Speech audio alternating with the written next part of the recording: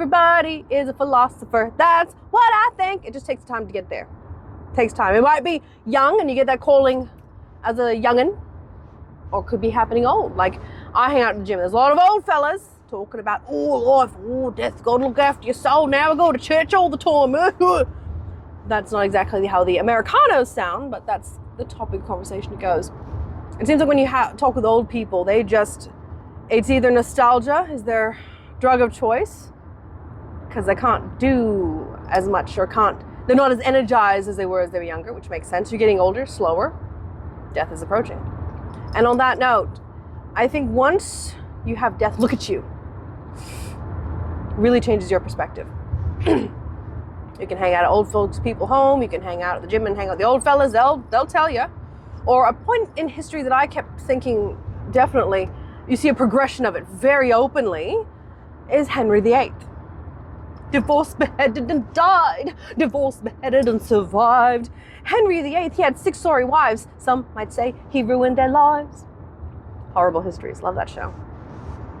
With that in mind, you can see his progression from a young, boisterous, attractive, you will rule England. Oh, you are awesome, my friend. And throwing tantrums because, of course, he's the king. He's a little spoiled brat. Really, that's what he was. Then you look at his first marriage, political, Catherine of Aragon, married for ages, and then he never got a son. He wanted a son, but his wife wouldn't give him any. And now we know it's his fault. It is the male sperm that controls the X and Y and blah, blah, blah, blah, blah. His fault, not hers. Don't put the blame on her, mate. But they didn't know that at the time, and so he wanted to divorce her to go for a lovelier lady, who was winking at him in the courts. Anne Boleyn, I think that was the one. Catherine of Aragon, and the second was Anne Boleyn. I can't remember all the names. So she's winking at him. He goes, oh, lovely, lovely little bit there. I want a bit of that. Wants to marry her. Church, because it was under Catholic rule.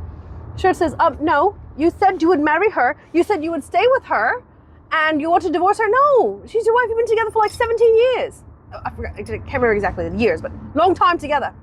And he goes, nah, I want to get a new one. So what does he do? He's a spoiled brat. He does whatever he wants, and he makes his own bloody church. Church of England, the Anglican Church. And who is the head of this church? Well, it's him. It's good old King of England, which it still is today. So King Charles is the head of the Church of England. Now, there's a whole kerfuffle there, taking monasteries, taking a lot of money. So not only did he get a religion where he's in charge of it all, and he can make his own little rules, but it's also got some more money. Getting rid of the Catholics. That's a whole other thing, another bit of history there. So that comes in play. They're still dissatisfied, so goes in and out of all these people. He goes in and out. He did. He did. But there was a little footnote I remember in school learning about this one, because at the end, the last wife, whose name I cannot remember, maybe it was Jane, Bobby, I don't know, the last wife, that's when he became really pious. And there was a little footnote, because he had gout by this point, so one of his feet was just horrible, gross. And the queen, she's being lovely and gracious. She goes, all right, I'll clean you up. You know, being a wife, oh, God, and he's the husband. He won't clean his own wound. Sit down. Let me look after it for you. She was that. And this is at this point where that foot, I'm sure, got in his brain and went, I'm going to die. And he's reflecting on his life. And he had this kind of switch. See, this is just a footnote I'm going off. He had a switch to go, oh, my God, I gotta get right with God, because death is coming. Death is coming for you, mate, as it is all of us. So, really, getting your life in perspective, having death's ugly face look at you, or seeing death in your proximity, you go, whoa. I think it makes you more conscious of your actions, more, wouldn't make you more pious, would it? You can look at death and go, whoa, only got one life, time for hedonism. Please don't do that. Please do not do that.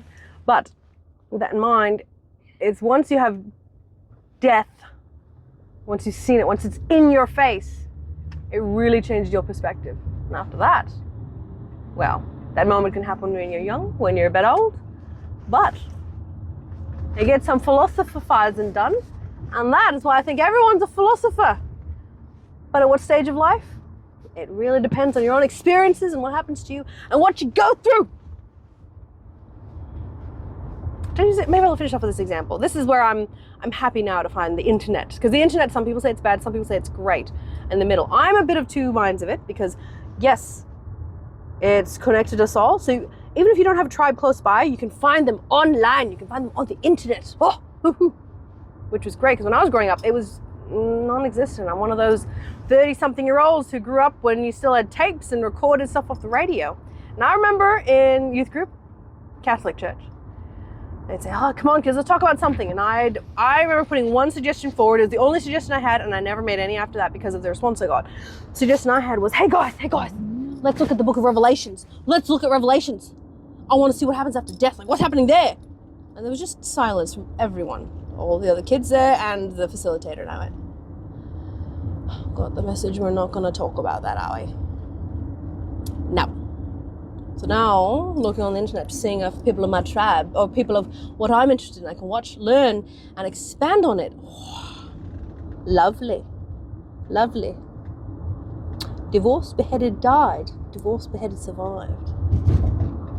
What stage will you be at to philosophize or think about your life and its end?